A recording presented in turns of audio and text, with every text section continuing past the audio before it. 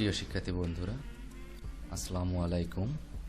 জয় T-shirt ডিজাইনের পক্ষ থেকে আপনাদের আন্তরিক শুভেচ্ছা ও অভিনন্দন। আশা করি আপনারা সকলেই ভালো আছেন।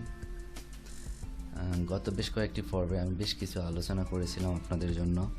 যারা নতুন তাদের জন্য আশা করি হেল্পফুল হয়েছে। আর যারা জানেন তারা তো অবশ্যই বস, আর যারা জানেন না, যারা নতুন করে শিখতেছেন তাদের জন্য আশা করি সেই ভিডিওগুলো অবশ্যই অনেক উপকারে আসবে আপনাদের। আজ আবারও সেই প্রক্রিয়া কিছু কাজ শিখব এবং কিছু টুলস নিয়েও আমরা আলোচনা করব।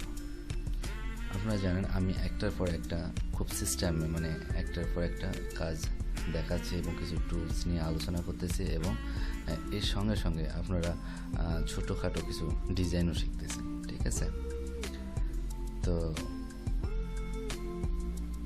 যদি কেউ আমার পেছনের ভিডিওগুলো না দেখে থাকেন তাহলে দয়া করে প্রতিটা ভিডিও শুরু থেকে পার্ট বাই পার্ট, 1 নম্বর 2 নম্বর এভাবে পার্ট বাই পার্ট প্রতিটা ভিডিও দেখে নেবেন।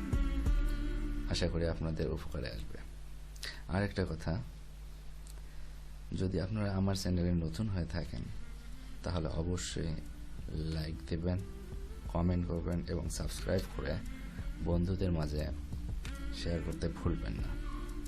আর যদি এর মধ্যে আপনারা আমার এই চ্যানেলটি সাবস্ক্রাইব করে থাকেন তাহলে আমার পক্ষ থেকে আপনাদের অভিনন্দন। তো চলুন আজকের আয়োজনে।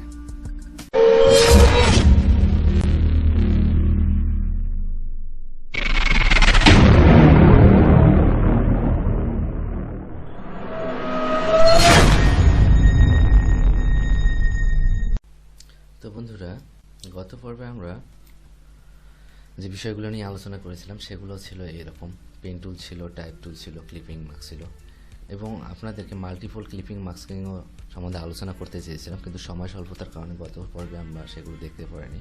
তো আজ আমরা সেই মাল্টিপল মাস্কিং নিয়ে আলোচনা করব। তৎসঙ্গে এই ক্লিপিং মাস্কের আলোচনা তো থাকছেই, অ্যান্ড মাল্টিপল মাস্কিং আর হচ্ছে হ্যান্ড টুল, এই কয়েকটা বিষয় নিয়ে আলোচনা করব এবং দেখব এর কাজ কিভাবে করা হয়। ঠিক আছে, তো দেখুন এখানে আমি আপনাদের জন্য বেশ 3টা জিনিস সাজিয়ে রেখেছি, যেগুলো সবগুলোই মোটামুটি মাল্টিপল মাস্কিংয়ের সাথে জড়িত এবং ক্লিপিং মাস্কের সাথে জড়িত। ঠিক আছে, তো আশা করি আপনারা এই ভিডিওটা দেখলে আজকের পর থেকে আর আপনাদের ক্লিপিং মাস্ক এবং মাল্টিপল মাস্কিং নিয়ে কোনো সমস্যা থাকবে না। দেখুন, মাল্টিপল মাস্কিং এবং ক্লিপিং মাস্কিং সাধারণত সব ক্ষেত্রেই ব্যবহার হয়। যেমন আমরা ভিজিটিং কার্ড তৈরি করি বা বিভিন্ন ধরনের ডিজাইন তৈরি করি, সেখানে দেখা যায় বিভিন্ন ধরনের পিকচার মাস্কিং করতে হয়, একটা নির্দিষ্ট জায়গার মধ্যে আবদ্ধ করতে হয়। তো অনেক সময় এই কাজটা করতে গিয়ে আমরা প্রবলেমে পড়ে যাই, সমস্যায় পড়ে যাই। ঠিক, আশা করি আজকের ভিডিওটা দেখার পর থেকে আর আপনাদের এই সমস্যাটা হবে না এবং কোনো ধরনের কোনো প্রবলেম হবে না মাল্টিপল মাস্কিং নিয়ে এবং ক্লিপিং মাস্কিং নিয়ে। ঠিক আছে, দেখুন আমরা প্রথমত ইয়াটা করব, শুধু এটাকে একটা ক্লিপিং মাস্ক করব। গত পর্বে আমি দেখিয়েছিলাম একটা বৃত্তের মধ্যে কিভাবে, এখানে দেখিয়েছিলাম আপনাদের একটা বৃত্তের মধ্যে কিভাবে ক্লিপিং মাস্ক করে। তো আজ আমি দেখুন এখানে আরেকটা বিষয় আছে, আমি এড়িয়ে গিয়েছিলাম গত পর্বে। সেটা হচ্ছে এখানে সাইড দিয়ে যে স্টক কালারটা আছে, স্টক কালার একটা লাল দেয়া আছে, তাই না? আর এর ভেতরে কিন্তু একটা কালার আছে, এর ভেতরে যেটা ছিল স্টক এবং ফিল দুটো কালারকে নিয়েই কিন্তু এখানে করা, ক্লিপিং মাস্ক করা। তো দেখুন আমি একটা বৃত্ত নিই, ধরুন আমি একটা বৃত্ত নিচ্ছি, অল্টার শিফট চেপে আমি একটা বৃত্ত নিলাম। তো বৃত্ত নেওয়ার পর আমি যেটা করব, এই বৃত্তটা নেওয়ার পর এখানে দেখুন, এখানে ফিল কালার অন করা এবং স্টক কালার অফ করা, তাই না? তা আমি যদি স্টকটা বাড়িয়ে দেই, আমি চাচ্ছি যে ডিজাইনের আমার চতুর্দিকে একটা ধরুন এই লাল কালার বা সবুজ কালার বা যেটাই বলি না কেন, যে কোনো একটা কালার দরকার। ঠিক আছে, তো এই ক্ষেত্রে স্টক এবং ফিল দুটোই থাকলো, তাই না? আমি চাচ্ছি যে আমার যে স্টকটা আছে, আমার এই স্টকটা ঠিক রেখে ভেতরে যে ফিল কালারটা আছে, এই ফিল কালারের সঙ্গে আমি কি করব, ক্লিপিং মাস্ক করব, এবং বাইরের যে আমার লাল কালারটা আছে সেটা সম্পূর্ণ ঠিক থাকবে, তাই না? তো সেটা করার জন্য আমাকে কি করতে হবে, এখানে দেখুন যদি আমি সেটা করতে চাই, এখানে সেই ডিজাইনটা আমি রেখে দিয়েছি। এটা করার জন্য আমাকে প্রথমত যেতে হবে, আমাকে আগে এই পিকচারটা আনতে হবে, তাই না? তো এই পিকচারটা আনার জন্য আমার এখানে এই পিকচারটা আছেই, তো এই পিকচারটা আমি নিয়ে আসি। গত পর্বের যে পিকচারটা দিয়েই দেখাইছিলাম, আজকেও সেই পিকচারটা দিয়েই দেখাচ্ছি। আমরা সবাই জানি কি যে যে কোনো পিকচারকে ক্লিপিং মার্কস করার জন্য সেই পিকচারটাকে কী করতে হবে, যার সাথে ক্লিপিং মার্কস করবো সেটি উপরে থাকবে এবং যাকে করব সেটি নিচে চলে যাবে, তাই না? তো তার সঙ্গে আরও একটা জিনিস দেখুন, এখানে আমি ক্লিপিং মার্কস তো এখানে করবোই, পাশাপাশি যে হ্যান্ড টুলের কথা বলেছি আপনাদের, যে হ্যান্ড টুল নিয়েও আমি আলোচনা করব। ঠিক আছে, হ্যান্ড টুলের কাজটা হচ্ছে আমরা যে এই যে এটাকে দেখুন, আমি এখন মানে স্পেস চেপে ধরে, কিবোর্ডে স্পেস চেপে ধরে যে কাজটা করা হয়, যেমন যে কিবোর্ডে স্পেস চেপে ধরে দেখুন আমি আমার পুরো ডিসপ্লেটাকে, ঠিক আছে, মানে নড়ানড়ি করতে পারতেছি। ঠিক সেই কাজটায় আমি এইখানে দেখুন হ্যান্ড টুলবারের মধ্যে হ্যান্ড টুল নামে যে অপশনটা আছে, হ্যান্ড টুলে যদি ক্লিক করে এটাকে টান দিই, যেদিকে যেভাবে খুশি সেদিকেই মুভ করতে পারবো। ঠিক আছে, তো হ্যান্ড টুলের কাজটা হচ্ছে সাধারণত এটাই। তো হ্যান্ড টুলের কাজটা তো আমরা দেখলাম ওই কীভাবে হ্যান্ড টুল কাজ করে, হ্যান্ড টুলের কাজটা। তো এখন দেখুন সিলেকশন টুলে ক্লিক করে আমি আমার পিকচারটাকে নিয়ে আসি, পিকচারটা একটু ছোট করি। আচ্ছা, পিকচারটা একটু ছোট করলাম। দেন এখান থেকে যে অপশনটা এখানে যদি আমি দেখুন, এটার উপরে যদি আমি সেন্ড টু ব্যাকে নিয়ে গেলাম, সেন্ড টু ব্যাক, পিকচারটাকে সেন্ড টু ব্যাক, তার মানে উপরে আসলো।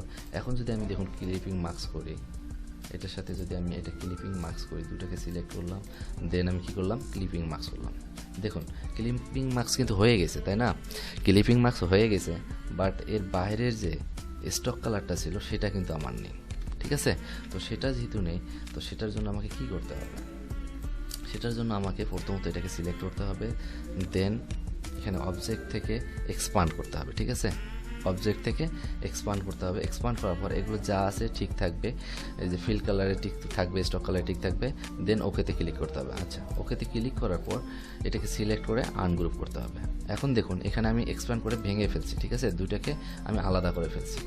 এখন কন্ট্রোল জেড দিয়ে আমি পেছনে আসি, আসার পর এটাকে যদি আমি এখানে নিয়ে আসি, এখন যদি আমি ক্লিপিং মার্কস করি, দেখুন এটার সাথে একসঙ্গে দুটোই সিলেক্ট করলে কিন্তু আবার ক্লিপিং মার্কস হবে না। সেজন্য কি করতে হবে, আমাকে প্রথমে পিকচারটা আমি সিলেক্ট করব, শিফট চেপে এই যে কালো অংশটা আছে, কালো অংশটাকে সিলেক্ট করব, দেন ক্লিপিং মার্কস করব। ঠিক আছে, এখন দেখুন আমার খুব সুন্দর করে ক্লিপিং মার্কসটা হয়ে গেল। এখন গ্রুপ করে দিলাম। ওকে, তো আমরা যেটা শিখলাম এখানে, মানে স্টক এবং ফিল্ড দুটোর সঙ্গে কিভাবে ক্লিপিং মার্কস করতে হয় আমরা সেই বিষয়টা শিখলাম। এখন এসে আরেকটা, আমরা মানে এই যে ডিজাইনটা আছে সেই ডিজাইনটাও আমরা দেখব, এখানে ডিজাইনটা কিভাবে করা হয়েছে। তো আপনার মনোযোগ দিয়ে দেখবেন। হ্যাঁ, এখানে আমি কি করেছি, সবগুলো বৃত্ত নিয়েছি, তাই না? আচ্ছা, আমি বৃত্ত নিলাম, কয়টা বৃত্ত আছে এখানে, ধরুন জয়টা বৃত্তই থাক না কেন, আমি একটা বৃত্ত নিয়ে নিই। আচ্ছা, আমি একটা অল্টার শিফট চেপে বৃত্ত নিলাম, দেন এই বৃত্তটাকে কপি করলাম, চেপে আমি একটা কপি করে দিলাম। ওকে, আচ্ছা, কপি করলাম। আচ্ছা, দুটোকে একটু ছোট করে নিই, আমরা একটু ছোট করে নেই, দেখুন এখন এখানে কি করব, এটাকে আমরা প্রতিটা ইয়াতে এই যে কয়েকটা আছে সুন্দর করে ধরুন কপি করি আমি। ঠিক আছে, আচ্ছা, আমি কপি করে নিচ্ছি, সব কয়টাই কপি করে নিচ্ছি, কপি করে নিলাম। ওকে, এখন দেখুন এখানে আপনাদের বোঝার জন্য আমি কপি করলাম, সব কয়টা কপি করে নেওয়ার পরে এখন আমি চাচ্ছি যে এইটাকে আমি কি করব, এইটাকে সবগুলাকে একটা পিকচারের সাথে আবদ্ধ করব। ঠিক আছে, তো সেই পিকচারটা আমি নিয়ে আসি, আমি পিকচারটা নিয়ে আসলাম। দেখুন এখানে পিকচারটা একটু ছোট করে নেই। আচ্ছা, পিকচারটা নিয়ে আসলাম, পিকচারটা আনার পর এখন যদি আমি সবগুলোকে এখান থেকে সেন্ড টু ব্যাক, অ্যারেঞ্জ থেকে সেন্ড টু ব্যাক পিছনে পাঠিয়ে দিলাম, দেন যদি আমি এটাকে এখন সবগুলো সিলেক্ট করে ক্লিপিং মার্কস করি, তাহলে কিন্তু দেখুন হবে না। ঠিক আছে, এখানে দেখুন তাহলে একটা হয়ে গেছে, কিন্তু বাকি একটা ডিজাইনও কিন্তু আর হয়নি, তাই না?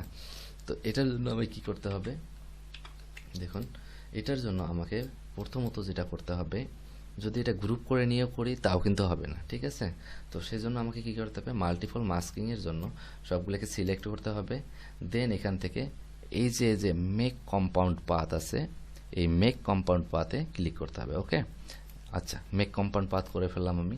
এখন মেক কম্পাউন্ড পাথ করার পর দেন আমাকে কি করতে হবে, পিকচার নিয়ে এসে সেটা পিকচারটা যদি উপরে থাকে তাহলে অবশ্যই আমরা জানি নিচে পাঠিয়ে দিতে হয়।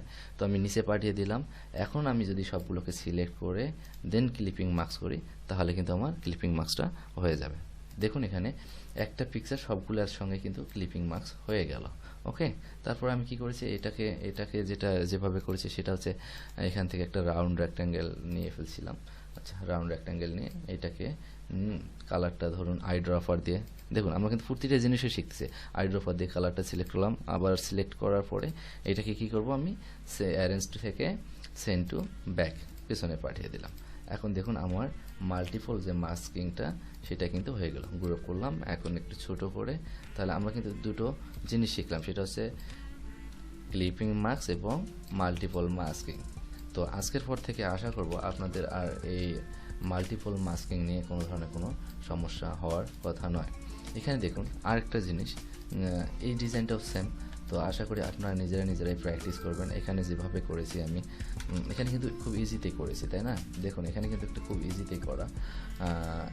এখানে কি করেছি আমি, আপনাদের পেছনের জিনিসগুলোকেও কিন্তু মানে মোটামুটি পুনরাবৃত্তি করার জন্য আমি একই জিনিস একটু উল্টা পাল্টা একটু ঘুরায় ফিরায় নিচ্ছি, যাতে যেন আপনারা এগুলো চর্চা করলে আপনার প্রতিটা জিনিসের যেন মানে খুব সহজে জানা থাকে এবং খুব সহজে বুঝতে পারেন। ঠিক আছে, এখানে দেখুন এখানে একটা 3 সাইড যে আছে, আমি কি করেছি এখান থেকে রেক্ট্যাঙ্গেলে ক্লিক করে এখান থেকে যে দেখুন এই যে পলিগনা টুল, এই পলিগনা টুল নিয়ে কিন্তু আমরা আগেও বিশদ আলোচনা করছি। তো এই পলিগনা টুলে ক্লিক করে এখানে কি করছি আমি, ক্লিক করার পরে মাউসের লেফট বাটন ক্লিক করার পরে এখানে 6 সাইড দেওয়া আছে, এখানে কিন্তু আমি 3 সাইড দিয়েছি। ঠিক আছে, 3 সাইড দিয়ে একটা ত্রিভুজ নিয়ে ফেলছি। এই ত্রিভুজটা নেওয়ার পরে এখানে দেখুন এই যে ত্রিভুজটা নেওয়ার পর আমি এটাকে একটা অল্টার শেপে কপি করলাম। ঠিক আছে, অল্টার শেপে বরাবর আমি একটা কপি করলাম। আচ্ছা, কপি করার পরে কন্ট্রোল ডি যতবার দিব আমার কিন্তু ততবারে কপি হয়ে যাবে, তাই না? আচ্ছা, আমি ততবার কপি করলাম। এখন দেখুন উপরের জন্য এইটাকে আবারও আমরা কিন্তু শেখার জন্য আমি বারবার বলতেছি যে এই জিনিসগুলো আপনারা বারবার যখন চর্চা করবেন তখন কিন্তু আপনাদের ডিজাইন করতে আর কোনো সমস্যা হবে না। এটাকে আবার একটা কপি করে উপরে নিলাম, দেন এখান থেকে আমি সিলেক্ট থাকা অবস্থায় ট্রান্সফর্মে ক্লিক করলাম, ট্রান্সফর্ম থেকে রিফ্লেটে ক্লিক করব। ওকে, রিফ্লেটে ক্লিক করার পরে এখানে যে হরিজন্টালি এবং ভার্টিক্যাল আছে, তো আমি হরিজন্টালি সিলেক্ট করব, এখানে প্রিভিউ দিব। দেখুন আমার কিন্তু এটা ঘুরে গেছে, তাই না? এখন ওকেতে ক্লিক করলাম। ওকে, এখন এটাকে আমি ঠিক পয়েন্ট মতো এটাকে আমি বসায় নিব। ওকে, আশা করি আপনাদের এই বিষয়টা আর বুঝতে সমস্যা হবে না। তো এখান থেকে আমি বসায় নেওয়ার পর কি করেছি, এখান থেকে দেখুন যে অবস্থায় আছে ঠিক এইটাকে একটা অল্টার চেপে ধরে এখানে আমি কপি করেছি। হ্যাঁ, এখানে আমি কপি করেছি। ওকে, আচ্ছা আমি কপি করলাম। এখানে কপি করার পর বাকিটুকু আপনারা করবেন, আমি আশা করি আপনাদের দেখাই দিলাম। এবং এখানে কপি করার পর কন্ট্রোল ডি, এই অবস্থায় যদি আমি কন্ট্রোল ডি চাপি তাহলে প্রতিটা আমার যতটা দরকার ততটাই কপি হয়ে যাবে। ঠিক আছে, আচ্ছা এগুলো যেহেতু একটু সরাসরি ভালোভাবে বসেনি, আমরা একটু ভালোভাবে বসিয়ে নিচ্ছি মিডিল আকারে। তো আপনারা এটা ধীরে সুস্থে করবেন, ধীরে সুস্থে সব কিছু করবেন। আচ্ছা, এখন দেখুন আমার কিন্তু এই অংশটা হয়ে গেছে, তাই না?